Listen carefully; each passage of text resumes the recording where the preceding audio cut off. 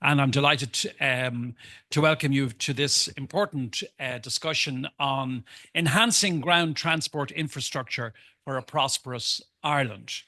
I'd like to thank Deloitte Ireland for helping to bring this discussion together and for helping in the our overall mission here at the Institute in sharing ideas. And I think we'll certainly have great opportunity to share some ideas and insights and expertise at the event that we're about to have. The recently published Programme for Government has set ambitious targets to develop the entirety of Ireland's national infrastructure. Enhancing Ireland's transport infrastructure will play an important role in ensuring that the country remains connected internally and, of course, critically externally, that people, communities and goods can move with minimal friction. Yet, transport and connectivity aren't just about movement. It also determines where homes are built, where towns grow, and where communities can thrive. And this connectivity is not only a keystone for enhancing quality of life, but also for enhancing and for improving and securing economic prosperity of those who live throughout the island, and indeed for ensuring that the country becomes an attractive place for people to live and to work, and for people to come to invest in and to visit. That having been said, there will be an ever-increasing need to focus our minds on decarbonising our transport sector, and the need to invest in low carbon options such as rail and electric vehicle infrastructure. So the task ahead is considerable. The requirements demanded are to some extent novel, where previous generations of policymakers had the luxury of perhaps purely focusing on development and infrastructure. We have to do the same while also ensuring that our development does not come at the expense of the planet and the generations who will succeed us. It's our task then to hand future generations something better. New and innovative ideas will be needed to accomplish the twin task of developing reliable and efficient transport infrastructure while also ensuring that it does not harm the air we breathe and the planet upon which we live. So the agenda is wide, the challenges are enormous, but I think the discussion will be insightful, will be stimulating, and there's much to hear from our expert panel today. So the only other task for me is to hand over to our friend Richard Bruton, my former colleague, our friend Richard Bruton, the former Minister Richard Bruton. I remember when Dick Springs stood down from politics, people used to constantly use the term former. He was former this and former that. And I remember him snapping at somebody one day, stop saying former. But anyway, Richard won't mind. He's very well known to you all. It's my pleasure to hand over to Richard Bruton. Very much, Alex. I'll try and stay out of this as much as possible and let the fantastic panel we have speak for themselves. I like Alex, I was Minister for Climate, and so I have an intense interest in this subject. Also like to recognise Martin Manser, a former colleague of ours who is in the audience. He represents a rural constituency, unlike both myself and Alex. So we really are fortunate. Deloitte, Stephen Mohan has put together a very good team here, and he will say a word at the very end just to acknowledge the work that they've put into this. And we have, I suppose, someone who's from the TII doing the job, someone from the academic background who is looking at, the principles of how the job should be done, and someone from the consultancy background who, I suppose, advises and looks at best practice in other jurisdictions that might influence our thinking.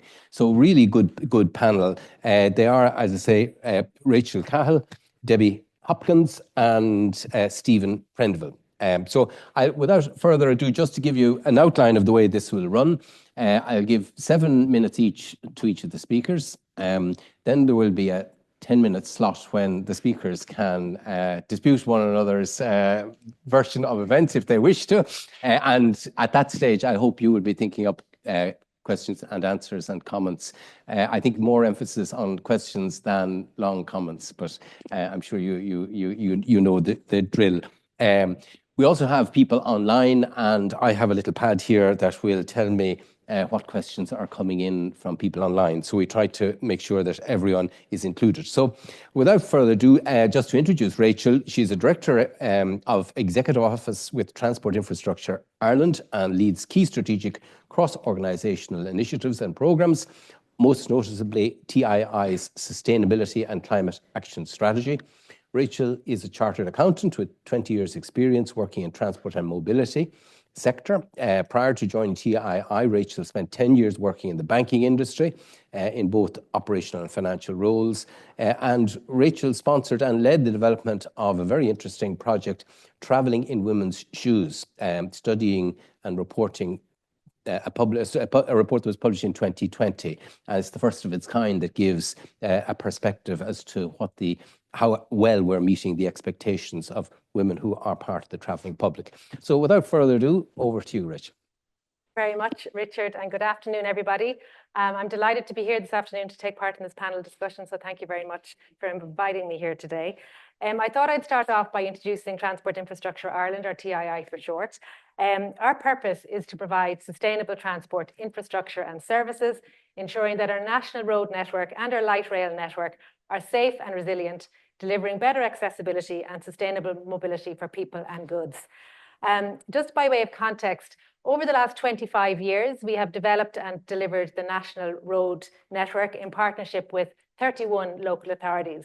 It's probably the biggest public asset that we have, spanning 5,500 kilometres, and it has a value of about 32 billion euros. So it's a significant public asset. We operate, maintain, and continue to improve the national road network. This continues to be a key priority for us at TII. Over the past 20 years, we have developed and delivered the light rail network, our Luas that runs through our city, Dublin City, and we've done this in partnership with the National Transport Authority. So that's really where we've come from. So looking forward and to the future and how we can enhance transport infrastructure for a prosperous Ireland, there were three themes I was going to discuss today. So the first theme really is talking about Luas and light rail in general. Light rail is a high capacity, energy efficient and low carbon transport, sustainable transport mode. Luas is at the heart of Dublin's public transport network, and it really has a significant contribution in shifting people out of their cars onto more sustainable forms of transport. It provides a convenient and attractive alternative to the car, and it efficiently moves large volumes of people between work, home and play or leisure.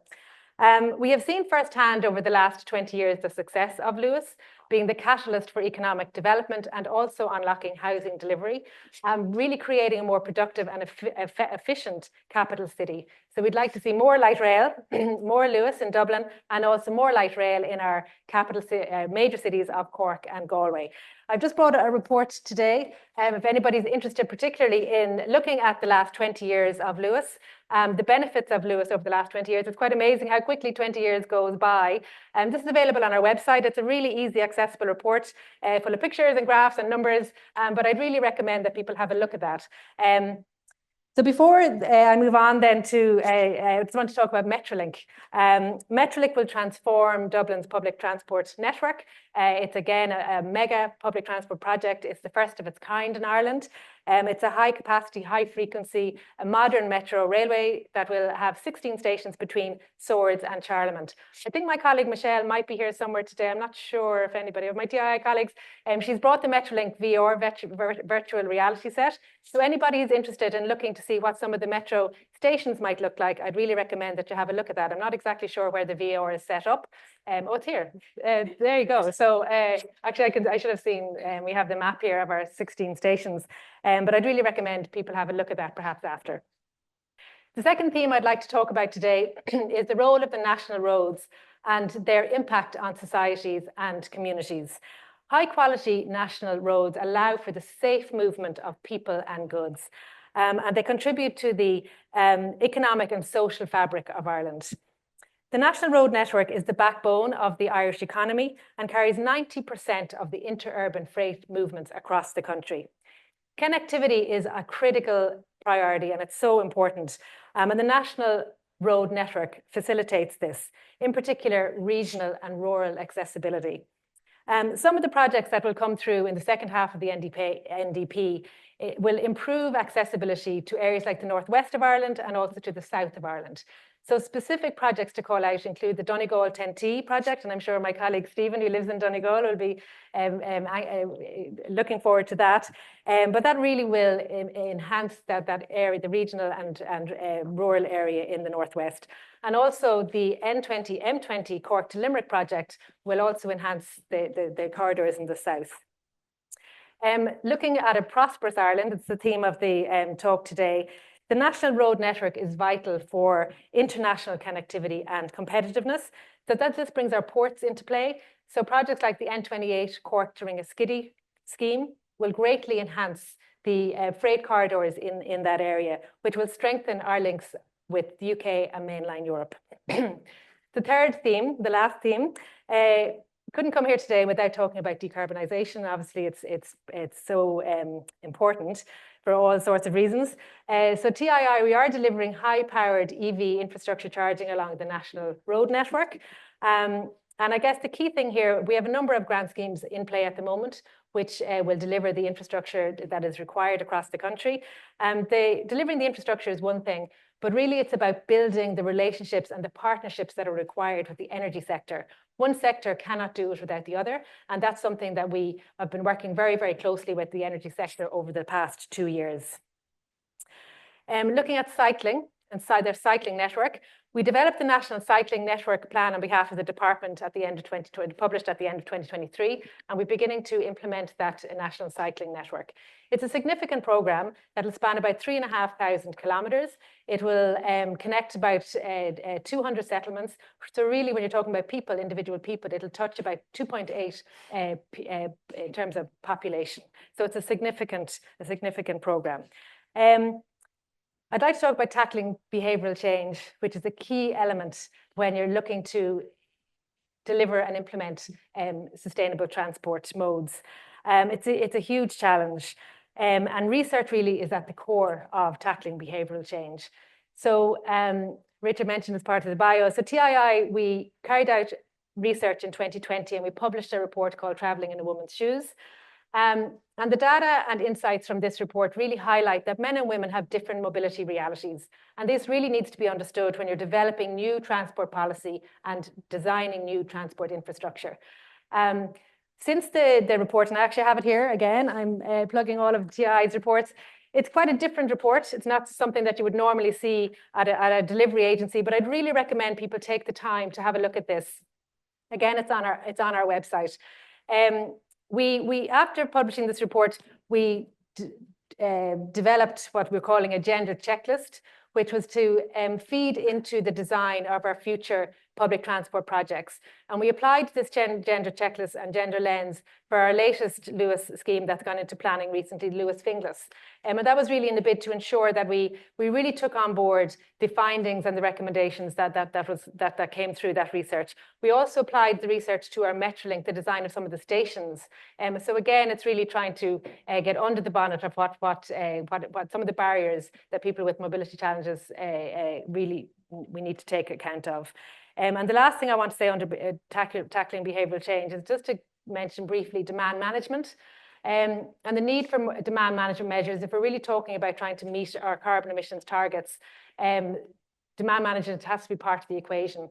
I know my colleagues in the department have done huge work in this space over the last 12 to 18 months with their Moving Together strategy. So really just to, I guess, call it out and to say that I definitely would expect to see more of demand management coming through future climate policies. So that's really all I want to say, and I'll pass over to Debbie. Thanks very much indeed. You took exactly 7 minutes, so that was extraordinarily excellent, efficient. So Debbie Hopkins, who is the next to speak, is an associate professor in human geography at the University of Oxford. Debbie is editor-in-chief of the American Association of Geographers Review of Books Journal and sits on the editorial boards of the Journal of Transport Geography, Applied Mobilities, Tourism Geographies, and the Journal of Sustainable Tourism and Global Networks, and is an international research affiliate at the Centre of Sustainability at the University of Otago in, you have to help me with this, Aotearoa. Aotearoa in New Zealand. Dr. Hopkins is currently working on projects focusing with the social dimensions of climate change, socio-technical transitions, and the mobility of people, goods, and waste, with a focus on cities and processes of urbanization. So that is a very impressive list. Over to you. Thank you very much. Thank you. Thank you, everyone, for coming here today, and thank you very much for inviting me along. It's a real privilege to come and speak with you all and to think about some of the issues around infrastructure provision in the current age. We're at this time where there's so many things happening, as we heard at the very beginning, where we're needing to think about the economy and the instabilities. We're thinking about the political climate. We're thinking about the climate and the climate emergency. And there's this language of compounding, the ways that all of these issues come together, that they're not just simultaneously happening, but they're compounding and layering in ways that exacerbate certain problems, that create new time constraints, that spatially play out very differently from the local to the national to the global. They link us together, but they also create divisions in how we might respond. As an academic, I spend a lot of time thinking about words and concepts and ideas. And I hope that you will allow me to think about some of this with you now. I don't do it as an exercise of pontificating or delaying, but because this language is really important. So if we take the idea of prosperous, there's lots of different ways that we might think about a prosperous nation, who it is prosperous for, whose conceptualization, whose definition of prosperous gets forwarded. Whilst we would like to believe that everybody in this room, we've probably got a lot of things in common, given that we're here on this topic, we'd probably like to assume we'd have the same idea of what a prosperous nation would look like. But actually, I think if we started that conversation, we'd find that we would differ quite largely on the basis of who we are, what we want the country to look like into the future, where we've been, what academic training we have, disciplines that inform our ideas, and so on. Actually, if we went beyond this room, we would probably find greater still divergence on what prosperity looks like. And the issue there is, whose idea do we follow? And if we are forwarding one agenda for a prosperous nation, whose ideas are getting left behind? We have a range of deliberative processes that we can follow that go beyond participation, that allow us to engage with civic society, to engage with questions from diverse stakeholder groups. But this takes time, it takes process, it takes resources. It's not an easy thing to achieve. And as we were discussing over lunch, we don't want these processes if it's solely to collect ideas and move on anyway. So we need to think very carefully about whose ideas we take forward. In the time of climate crisis, we know that the climate emergency is something that needs to be at the front of our agendas. I still work with the language of sustainability. Sustainability is often thought to be something of a dirty word. Some people have thrown it out and they say, no, we need to be thinking about resilience, we need to be thinking about other concepts. I retain sustainability because I think it encourages us to think beyond the environment as an isolated sphere. In my perspective, we haven't solved the climate crisis if we exacerbate inequality, if we continue to create harm for some communities over others. The academic literature shows us that much of the activity that could forward an environmental sustainability agenda actually just benefits those who are benefiting from society anyway. It's helping us fundamentally, and it's not helping those on lower incomes, it's not helping those who aren't benefiting from our system. If we take this into transport, we can think of a number of examples off the top of our minds, things like electric vehicles, things like cycling. Now, I'm not choosing these examples to be problematic. They are things that need to be part of this transition and transformation towards sustainability, but they are not the silver bullet. On their own, they will create more conditions of exclusion. They are not things that are necessarily equally distributed throughout our societies and our communities. So this is something that we need to think very carefully about when we're investing in infrastructure, when we're thinking about who we are working to support. There are three intersecting questions that I'm going to now pose. So the first is, what urban centres do we want for Ireland, and what mobilities are enabled or constrained through these urban centres? How is housing affordability and availability tackled, and what transport is built into this process? And to what degree is road freight included in discussions of renewed ground transport infrastructure?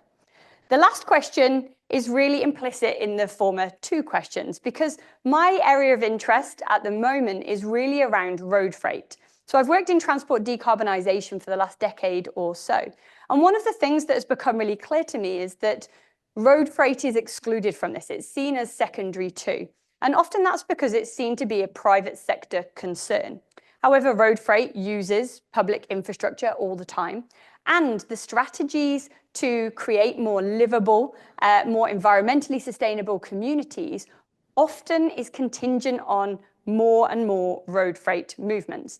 But those are often rubbing against one another. So if I think of the example of densifying urban areas, if we think about walkable communities, which many of us want, we then don't want HGVs, large trucks sat next to us. When we're riding our bikes down a bike lane, we don't want to share that road with heavy haulage. Yet to build the housing that we require, to build the infrastructure that we require, there are probably going to be more trucks on our roads. Without including it and making it a central component of our planning, our policy, we run the risk of creating more of these hazards, more road fatalities, more road injuries, not encouraging people onto their bikes because they don't feel safe to do so. I'm going to leave it there, and I look forward to questions later. Thank you. No, thanks very much indeed. So our final speaker is Stephen Prendeville. He's a partner at Deloitte Ireland, leading their infrastructure, transport and regional government practice. Stephen is a core member of Deloitte's Sustainability Leadership Group. Originally from Limerick, the Treaty County, Stephen moved to Canada in 2011, where he worked with large cities, including Toronto, Calgary, Vancouver, Edmonton, Montreal and Ottawa, to deliver sustainable mobility solutions as well as climate and infrastructure resilience advisory services. His experience and work to date has included some of the largest and most complex infrastructure undertakings, covering over 50 billion euro in capital expenditure to date. Stephen has extensive experience in disruption and strategic advisory, transaction and commercial advisory, energy transition pathways. That's a real estate and urban development strategy. That is quite a range of integrated strategies there. So over to you. Thank you very much. Wrote that myself. So it's hard to follow Rachel and Debbie. I'm going to try and put my own three themes into the mix, and try and build on some of the dialogue. And I don't know if you heard the Freudian slip earlier, but you know, we almost called Cork the capital of the country there earlier on. But it's interesting that Debbie then poses the question about, you know, what are the urban centres that we want, and that urban rural. And maybe she's weighing into the urban rural conversation there that we have in Ireland a lot without necessarily knowing all of the backstory that exists. I mean, maybe just to frame my first thought process around what it would take to enhance transportation. And Debbie did a good job in terms of the nuance of what a prosperous Ireland might look like. We're very deliberate in calling it a prosperous Ireland, not a prosperous Dublin, just to be careful with the conversation. Now, it's not that one denies another, but because we need a prosperous Dublin in order to have a prosperous Ireland. I think most people will acknowledge that that's the case. But it absolutely is important that we focus on the entire system. One of the things Richard didn't reach out is that I did a lot of work in North America on network system thinking, which is fundamentally the idea that you just can't think about one project in isolation. You can't do one thing in isolation. We have an awful habit of that in this country, right? We chunk down projects into things that are a certain size by a certain department that can be delivered under a certain mandate. And then whatever else happens afterwards is kind of a passive expectation. And that's despite the fact that an awful lot of the business cases that sit behind an awful lot of our work has an awful lot in it about realizing various benefits outside of the actual project itself. if anybody here has been involved in the bypass project, for example, we'll have the bypass projects about, yeah, it's increasing the speed and so on and so forth from getting to point A to point B, but then there'll also be these benefits to the local community from decongesting the various town or whatever it might be. But that various town or whatever it might be has no money to actually gain from that benefit. And we kind of let that stuff happen by osmosis to date. That's been our kind of place. Even the transportation system is kind of relatively passive. You know, Rachel put on the table that we need to talk about demand management. But actually, up until now, we've had a few tolls, obviously, and things like that. Our experience with truly activating the transportation system is relatively light. We've built it, people use it, but we're not necessarily deliberately encouraging a particular behavior with that infrastructure. So I like to think about our transportation system as the cardiovascular system of the country. And I picked that analogy for a very specific reason. The first is that the heart of it, it's not Cork. It really is Dublin. And we're days away maybe from a massive heart attack in the context of Dublin. Now, thankfully, we have a major infrastructure plan, which kind of amounts to basically quadruple bypass between Metrolink and Bus Connects and Dart Plus and various other congestion-based charges and so on. So I think Dublin has a really good plan and a pathway forward. But if we continue to feed the Dublin system with, continue the analogy, more blood, more traffic over the next 30 years, we'll be back where we started, right? So there is an element of we need to start controlling the inputs into the system a bit better.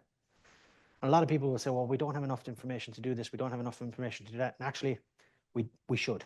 We actually have the possibility in the next number of years with Gen AI and other tools to really build a massive digital map of not only the interactions on the arteries of the system, which Rachel mentioned that we've got, but all of the capillary systems that exist within our network. It is possible for us to start thinking about, well, when should freight come into various ports? When should the offloading of trucks happen at various areas? You know, we're probably not going to mess around with the school run, but is there other things that we should directly encourage so that we have an enhanced transportation system? The other extension of the analogy is we just cannot forget asset management and maintenance over the next while. Like we've built a $30 billion asset of national roads only, and that will take, I don't know what the number will be, probably 15 billion in the next 30 years just to keep it going in the right state. And then we have to enhance it for new technologies, for new accessibility, for new requirements. Everybody looks at me and they say, oh, he's talking about autonomous vehicles. I'm not.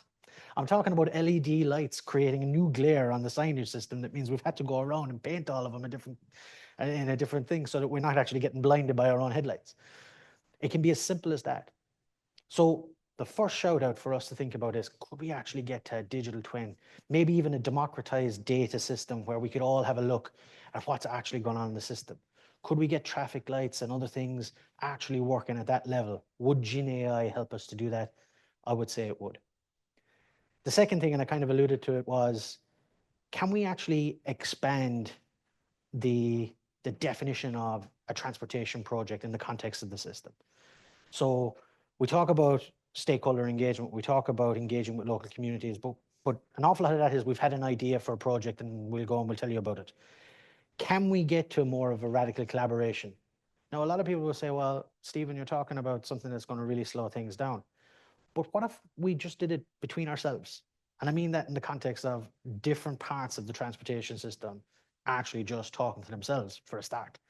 You know, from the private hauliers and the ports and the road network and the rail network. Like, you know, we talk, and I'm not trying to get anybody in trouble or anything like that, but, you know, Irish Rail know that they need people to get to the stations in the right way going forward. They know they have to work collaboratively with other elements of the public transport system to make that work. In Dublin, we know it all has to hang together between autonomous vehicles, electric vehicles, mobility, scooters, Lewis's, etc. And we're hitting a couple of the things that we're encountering over the last little while where those things are not lined up. We developed a framework in Deloitte with the economist in Duke University last year called Infrastructure for Good. Ireland actually scored really high in it. We came in 6th, 68 points out of 100. Loads of space for us to increase. And we dropped the one area where we were weak was in stakeholder engagement. Now that'll stick in Everybody in the rooms crawl because they've been involved in public houses. We do an extensive amount of it. But it's the wrong kind. It's the kind that's really just there to justify getting on with a project as opposed to actually form a project.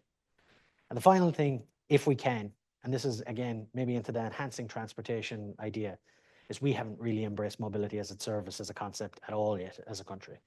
And we haven't done that for a number of reasons, and I know some of it is historic, but there's an element of, if we're going to improve the accessibility of the system, the options, and actually taking more of a behavioral change aspect to it, like putting information into the customer's hands, not the passenger, the customer's hands, making the transportation system less about just getting from A to B and actually as a product that's consumed, making sure that it's predictable, reliable, comfortable, safe, these kind of concepts that are really critical to improving the quality of the journey time.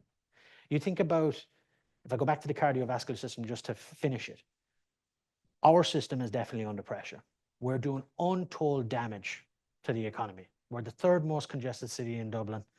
And everybody kind of, the economists, there's probably a few economists in the room, they can tell you that that has had a cost, and they'll number it in the billions. But it means nothing. But it is lost time, a lot of lost time in society, which breeds a whole host of societal issues, a whole host of things that are going on in people's lives that are exacerbated by the fact that they spent an extra hour in traffic in a week than they didn't have to. So there is an element of the system is getting us by, but it's not exactly healthy.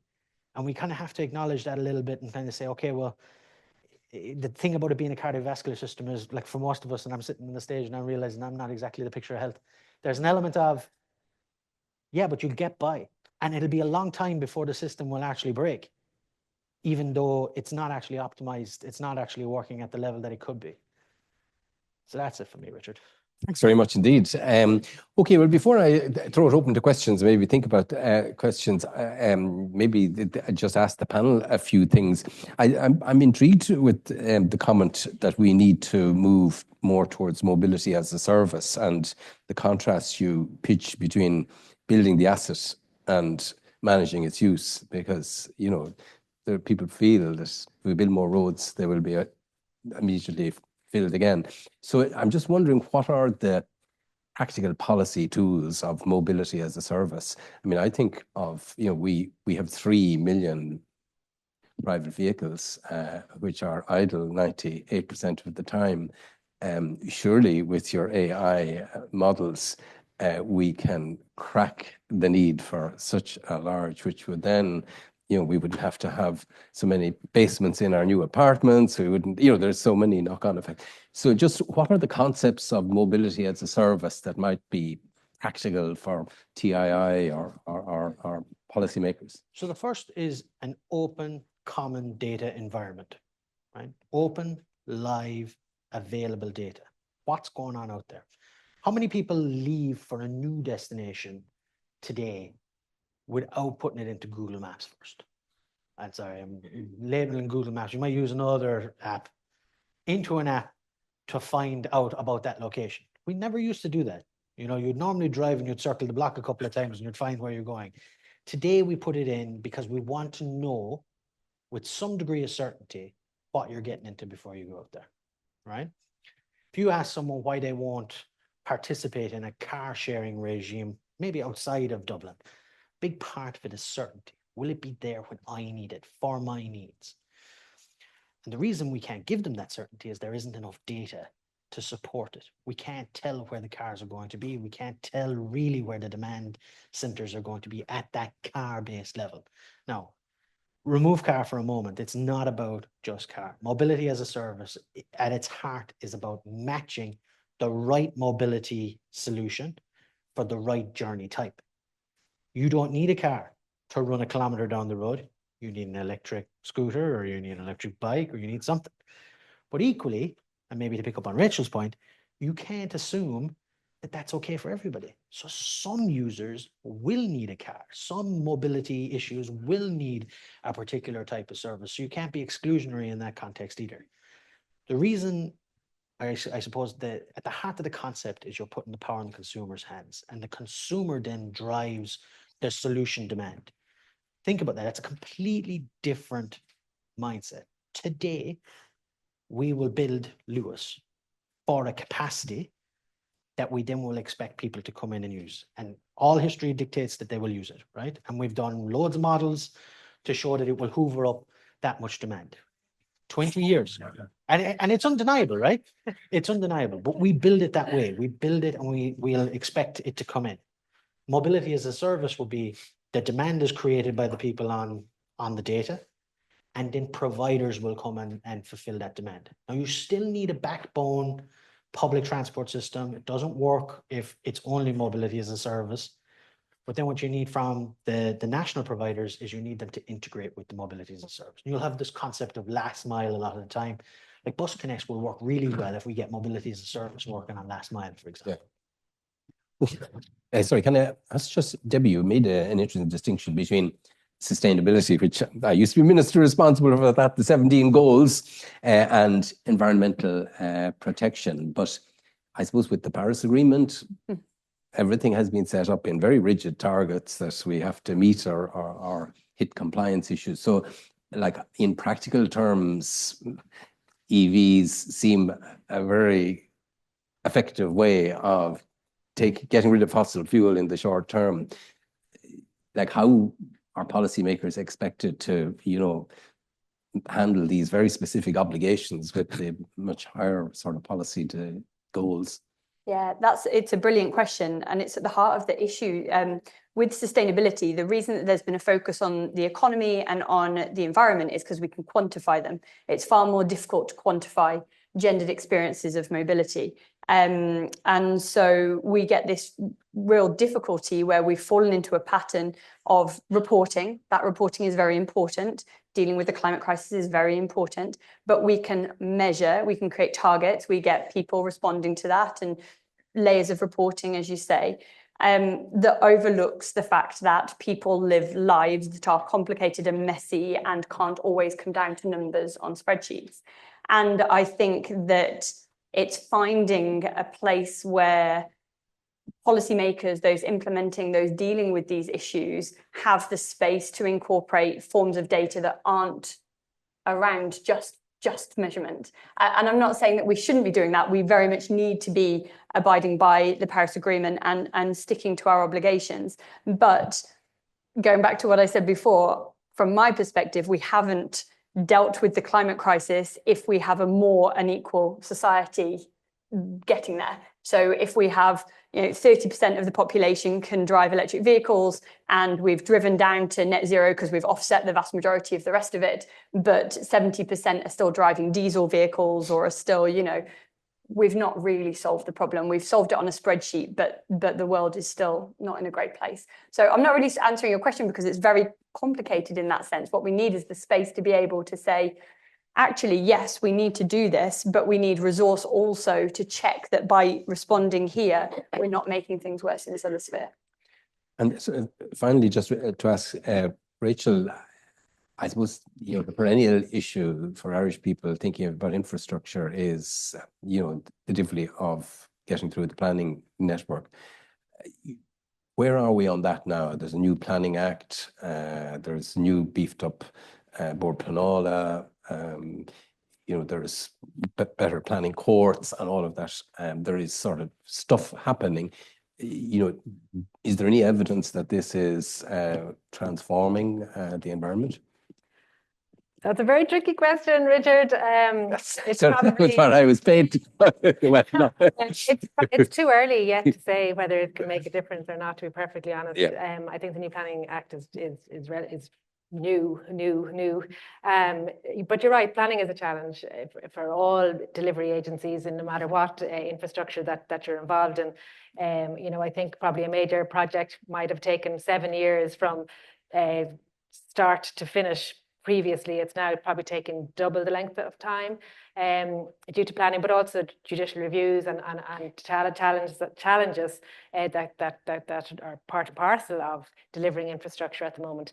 So I can't really answer your question to say, have I any evidence as to whether it's making a difference? We certainly like things to be more move more quickly, for sure. And, you know, our Metrolink, we're still waiting for the decision from On Board Prinola on Metrolink. We recently submitted our, as I said, the railway order for Lewis Finglas.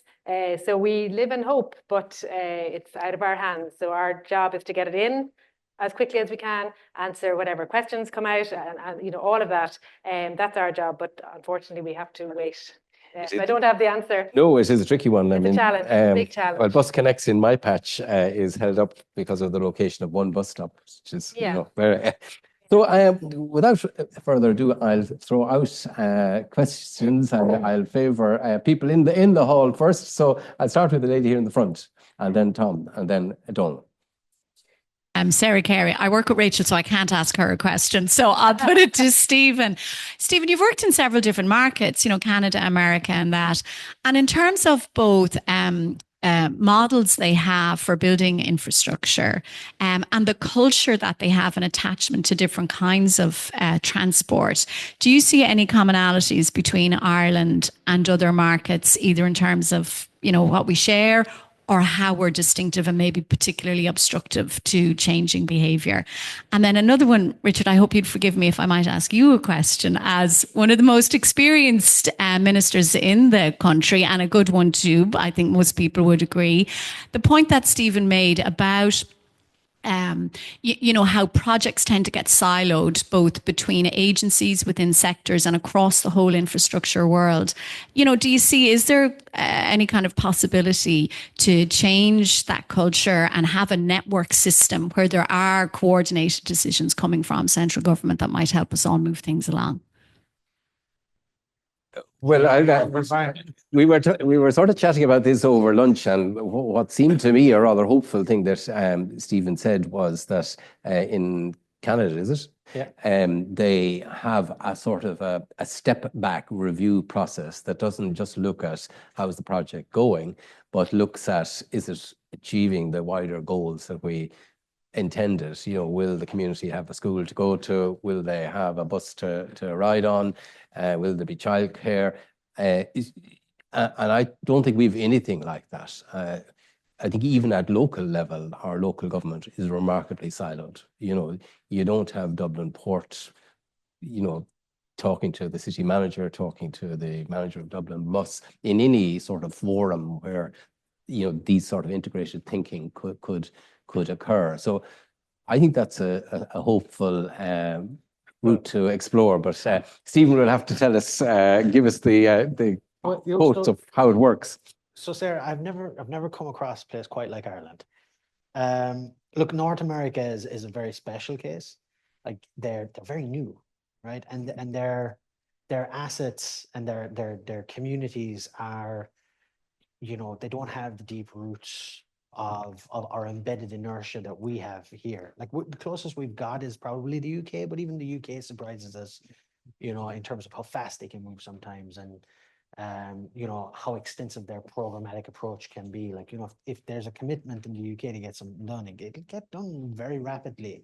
But if I take the North American example, what we experienced around 2014, 2015 there was a realization that the transportation system was creating ghettos, that it was holding back economic development in a way that, you know, you would have heard about all these cities starting to sprawl.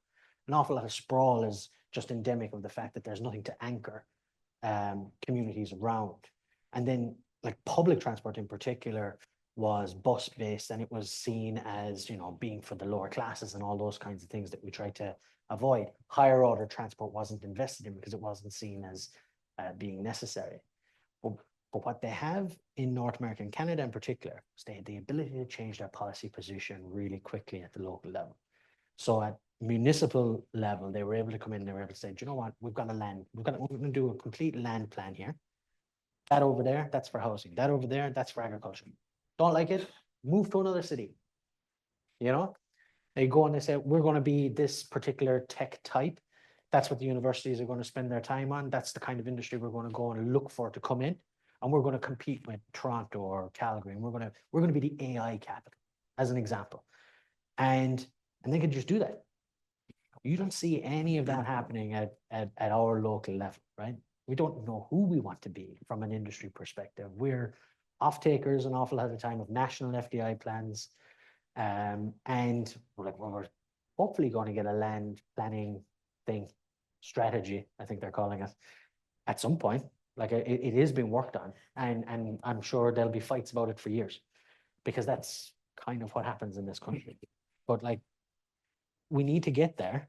We need to get there for all sorts of reasons outside of transport, including renewable energy and other things. So it has to be part of what we actually crack in the next 5 years if we're going to be successful. Okay, I take Tom Ferris and Donald O'Brien, and I'll come to you. I have one online here I might throw in before I come. Thank you, Richard. Tom Ferris, active member of a number of IIEA committees. Observation/question, and then a very specific question. The observation / really comes from Stephen talking about the flexibility. And I asked this in the context of having been part of the Transport 21 team, and they produced a wonderful government report in November 2005, 34 billion. Problem was very soon after the fiscal crisis. So it is the flexibility you talked about, the need for scenario planning, foresight planning.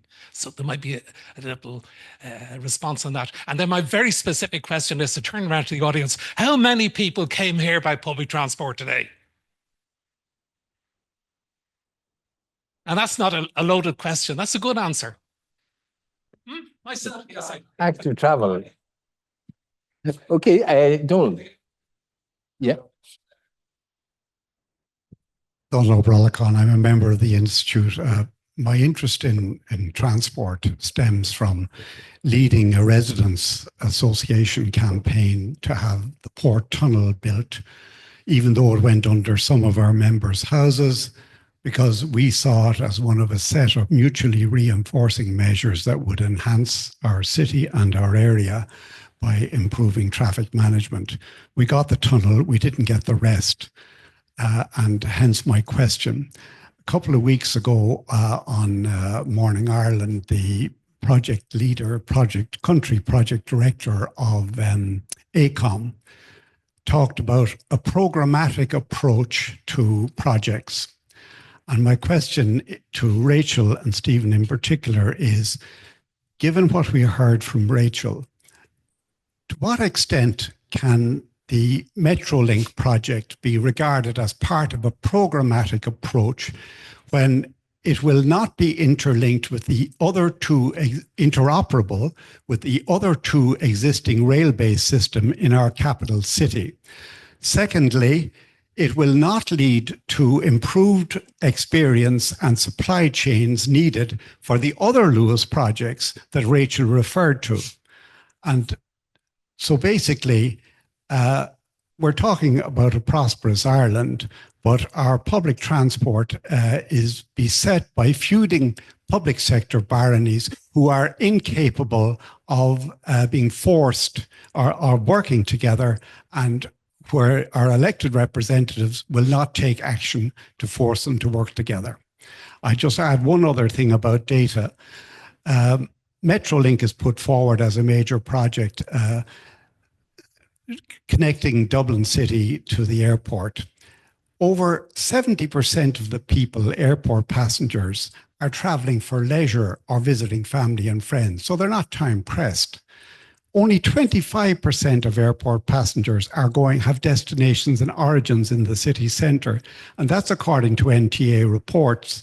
It's interesting, Stephen, that the NTA stopped publishing data on the origin and destination of landside passengers at Dublin Airport, even though they collected the data in 2016 and in 2022.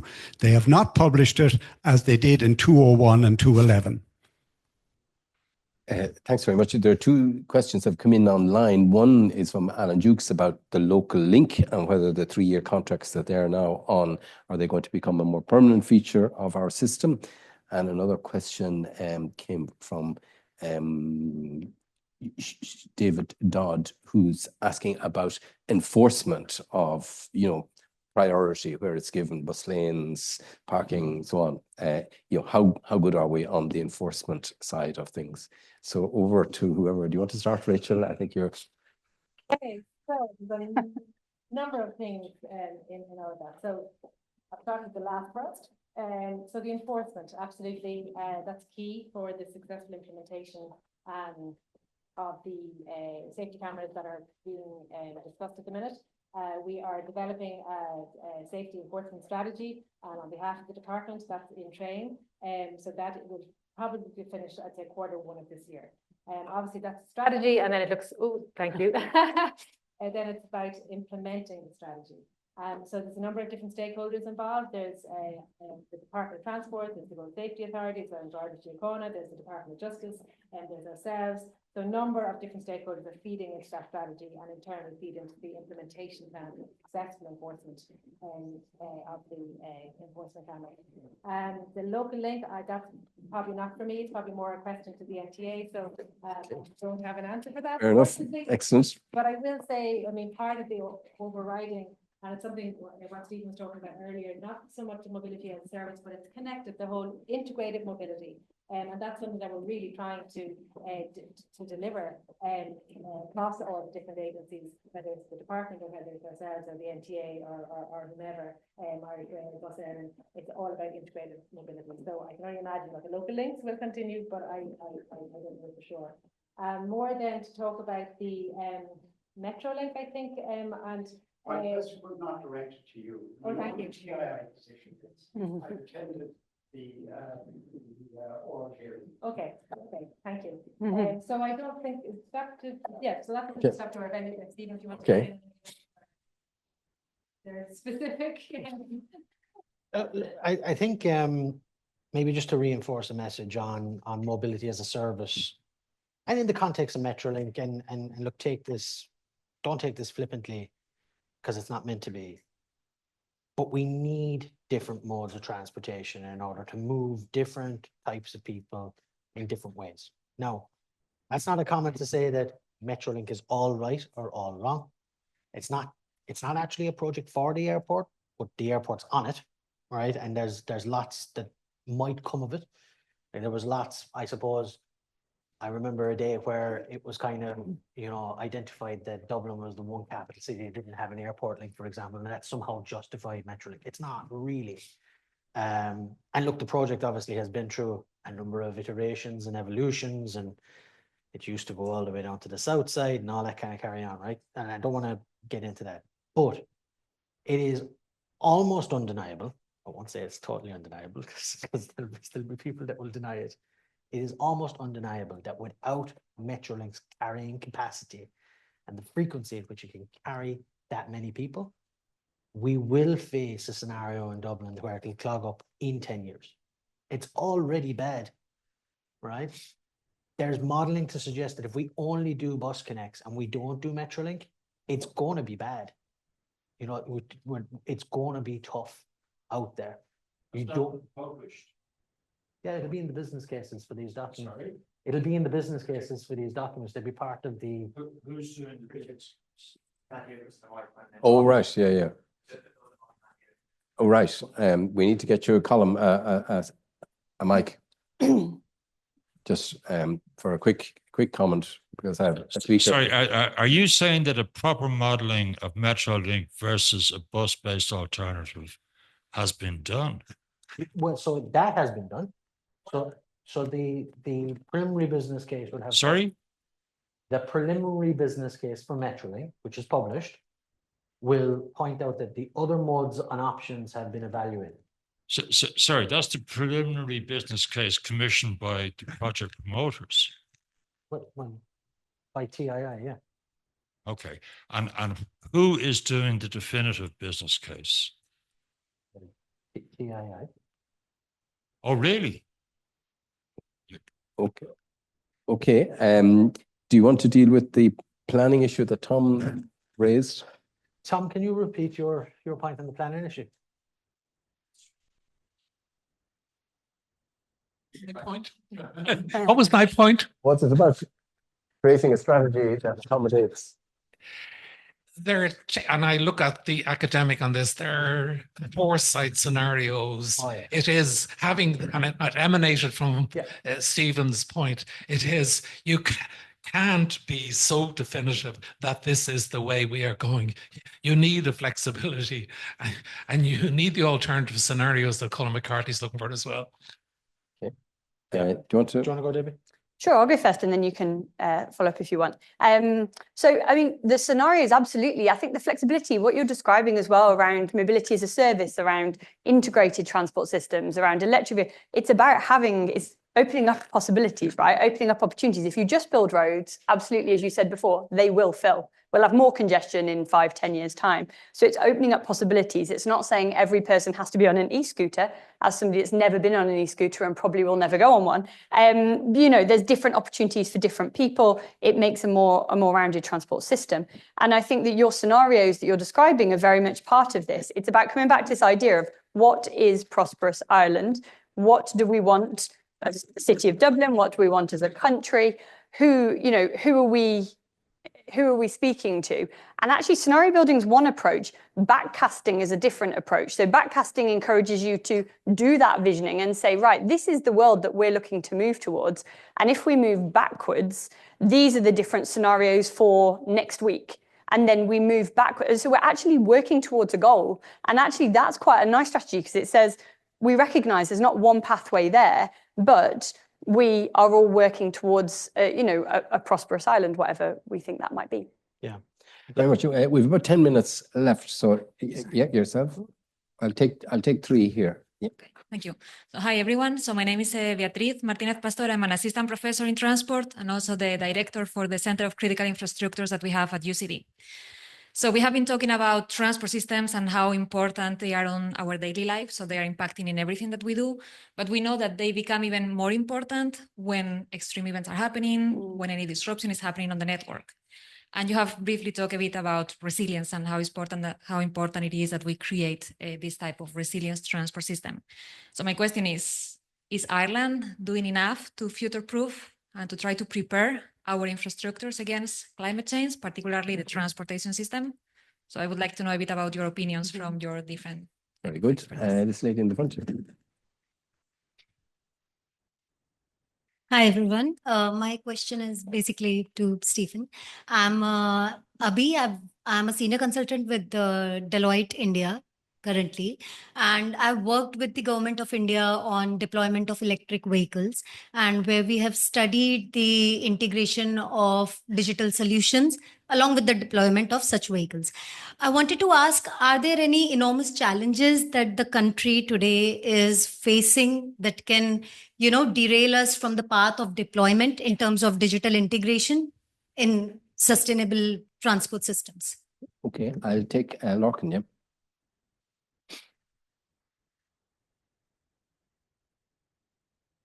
Thank you. And thank you to the panel for a very interesting presentation. Lorcan O'Connor, CIE Group.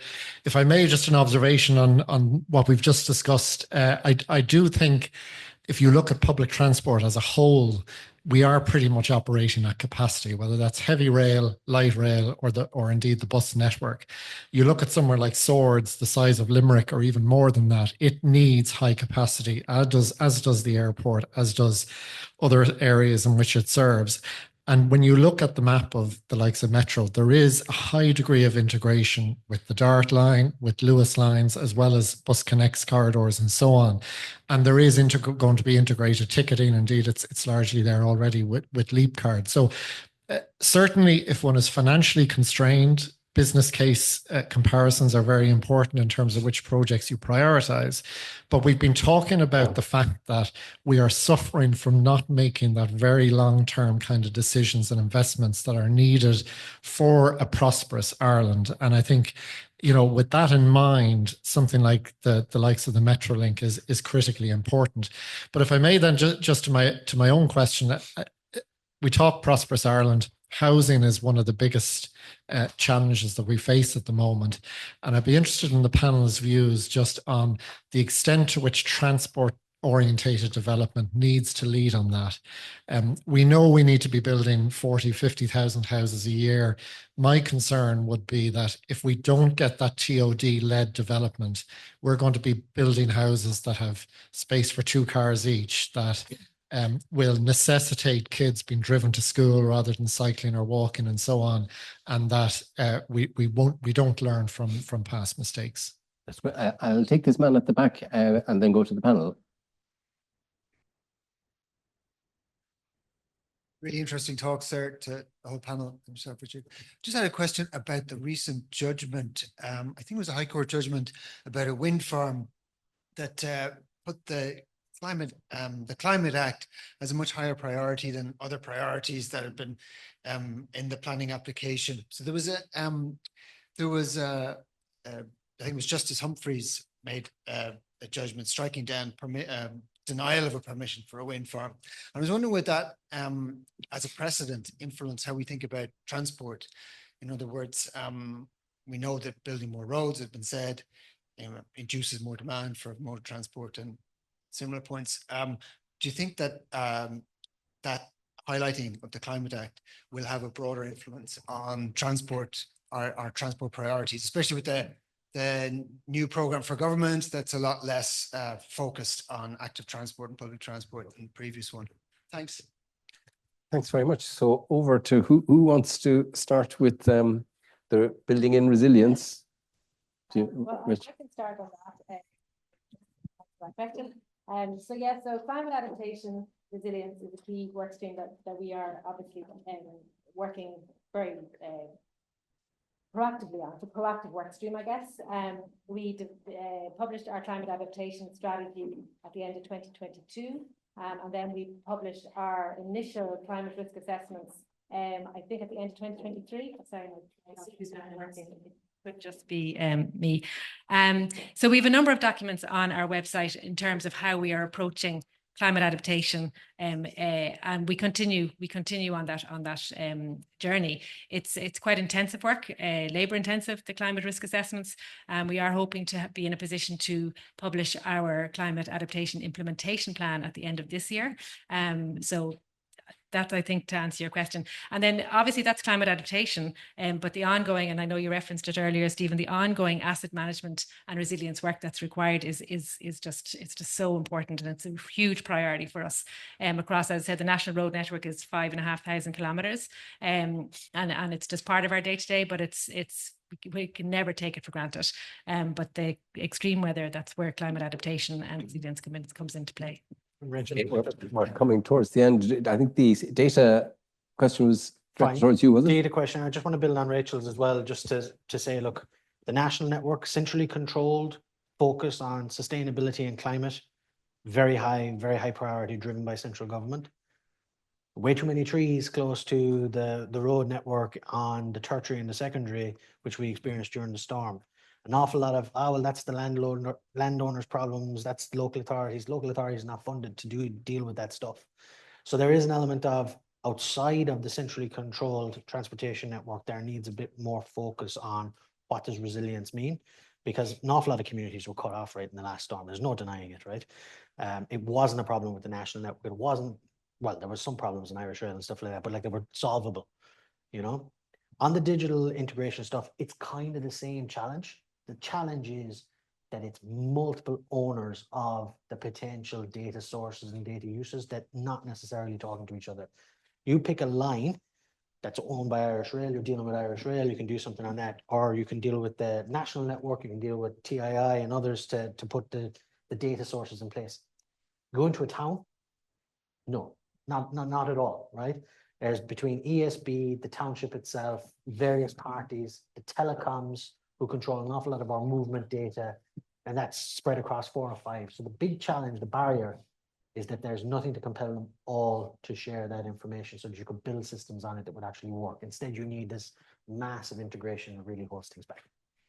So Debbie, do you want to comment on this idea of transport-led development? Sure, yeah. I mean, the housing issue, I mean, arguably, housing is the biggest challenge for transport and for thinking about our transport system in the future, because it's the way that we're locking in practices. You know, when we think about behaviour change, like you say, if we give people driveways, we give them a garage, research shows that the likelihood of them owning cars increases if we don't give them access to public transport infrastructure and so on. Also thinking about future needs around apartments, thinking outside of, when I was in Aotearoa, it was really hard to get people beyond a quarter-acre house with a garage and a garden and so on. Actually thinking about what people in the future might want, thinking about energy prices, actually living in smaller homes, changes to family makeup and so on. What does that housing system look like? And actually having it joined up in such a way where we're thinking about schools and we're thinking about hospitals and we're thinking about supermarkets, that we don't end up with people isolated in communities, detached from everything that they need. Absolutely, this needs to be part of it. And there's groups in the UK doing a lot of good work trying to link it up. I don't know what it's like here in Ireland, but I've got a sense that it might be similar to the UK, where the housing development seems to happen in isolation from many of the transport plans. Well, and it's worse because they're both in the planning system that's at different times and different scales. That's the one thing. But also it's, look, and have some sympathy for developers. There's an element of they want to sell the house. Yeah. So you can't sell a house without a driveway or a garage unless you're guaranteed to get high quality, on time, predictable, high frequency public transport into that neighborhood that's going to carry the capacity that it needs to go. And ultimately, that public-private partnership dialogue, we don't really have a good forum for that, especially at that kind of level, right? So Can I ask Debbie, like we have the most under-occupied housing stock in the country. People of my vintage, 96% of us are living in buildings that are excessive for our needs.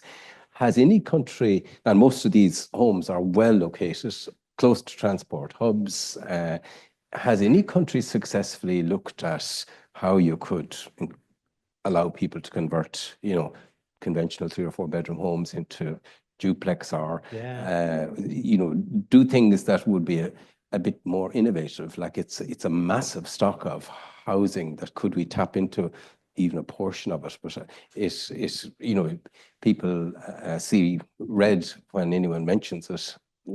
I don't know any examples. I bought a house in Edmonton 5 years ago called 146B, and there was 146A.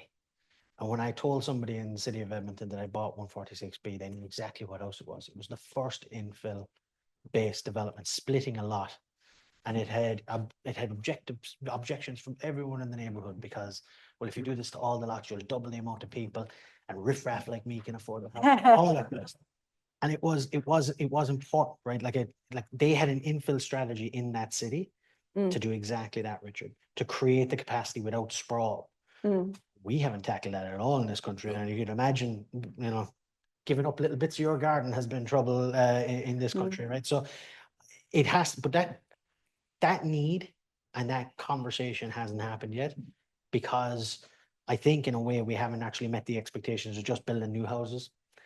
If we can get to that expectation of the building the new houses, then I think that infill conversation will follow rapidly afterwards, because the city of Dublin needs it, right? Like the city of Dublin needs more vibrancy in the inner suburbs again and stuff like that. So thanks very much indeed. It's 2:13 and Stephen is going to wrap up. Sorry, Shane Mohan is going to wrap up on behalf of Deloitte. He is the head of public sector in Deloitte. Great. Richard, thanks very much. Yep, really enjoyed the presentation. I think the word that kept running through my mind as I listened was interconnectedness. And I'm not talking about the interconnectedness of the modes of different transport infrastructure that we put in place. Clearly, that's very, very important. But really what I've been thinking all through the conversation is the impact on our society, our economy, our way of life, our cultural way of life, our different communities, how we bring those with us. And of course, the climate implications, both the positive and the negative one of all of the decisions that have to be made in relation to our transport infrastructure. So those decisions are important. They're pretty critical for us all. They're complex, and indeed they're also emotive, because they do impact on every one of us and our families. So from a Deloitte point of view, we are absolutely, really, really pleased that we can contribute to this debate, but also to facilitate and enable forums like this where people can come together and to share ideas. So maybe just on behalf of Stephen and myself, a couple of very, very brief thank yous. Firstly to Alex, Barry, Keane, and all of the team here in the Institute for been fantastic host as always, and for the organisation, which is always first rate. So that's very, very much appreciated. To the panel and speakers, to Rachel, Debbie and Richard, of course, our chair, for your time and coming here today. And also to Sheila and Aisling from our Deloitte team as well for all their work behind the scenes. So I hope everyone really enjoyed it. I certainly did. And lots more to follow, I'm sure. Thank you, everyone.